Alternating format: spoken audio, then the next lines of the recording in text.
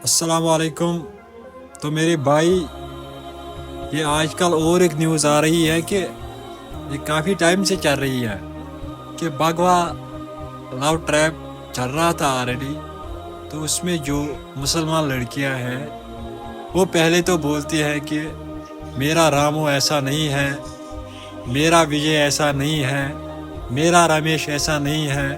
और रमेश ने फिर 1-2 महीने बाद उसकी बाड़ी को काट काट कर ठेले में भरकर किसी नदी में फेंक दिया।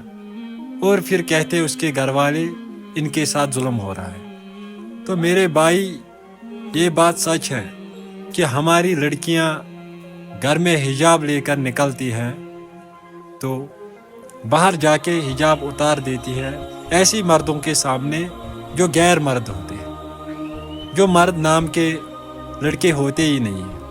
उनका काम है खाली जिस्म नोचना। और वो मासूम भोली बाली लड़कियों को लव ट्रैप में फंसाकर उनसे गलत हरकत, यहाँ तक कि जिना भी हो जाता है। तो मेरे भाई, ये बात को समझो कि ये जो हादसात हो रहे हैं इसके जिम्मेदार लड़कियां खुद हैं। ये खुद ही इसके जिम्मेदार हैं। इसके जिम्मेदार कोई और नहीं होता, क्योंकि ये खुद ही कहती है कि वो ऐसा नहीं है, ये ऐसा नहीं है। लव ट्रैप में आ जाते हैं, 1-2 महीने बाद घर वालों को इसकी डेड बॉडी मिलती है, वो भी काट काट कर फेंक देते हैं। तो मैं अपनी बहनों से भी ये बोलना चाहूँगा कि गैर मज़हब का लड़का चाहे कितना ही अच्छा हो, वो गैर मज़हब का ही होता है। वो तुम्हें कभी अच्छी नज़र से नहीं देखेगा, वो तुम्हारी जान के पीछे भागेगा, वो तुम्हारी जिस्म के पीछे भागेगा और कोई काम नहीं होगा उसे। तो मेरे बहनों, इससे बचो, लव ट्रैपों से बचो। और ज़्यादा से ज़्यादा बेहतर है कि घर में ही रहो, क्योंकि आपका बाहर निकलना आपके लिए मुसीबत खड़ा कर देता है। और ये बात घर वालों को भी समझना चाहिए कि वो लड़कियों को ऐसे खुलेआम छोड़ देते हैं।